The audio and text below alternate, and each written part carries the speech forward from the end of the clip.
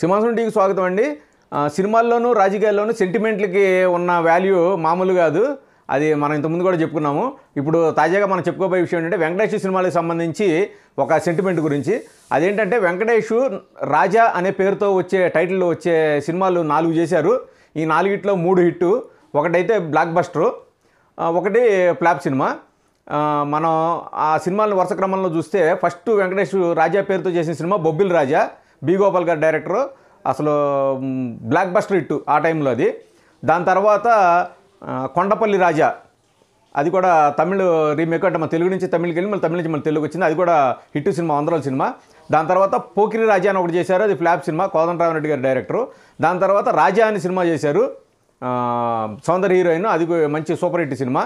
ఇలా వెంకటేష్ 4 సినిమాలు రాజా పేరుతో చేస్తే 3 హిట్లు, ఒకటి మాత్రం ఫ్లాపు. ఈ విధంగా వెంకటేష్ కెరీర్కి రాజాకి మంచి అనుబంధం ఉంది.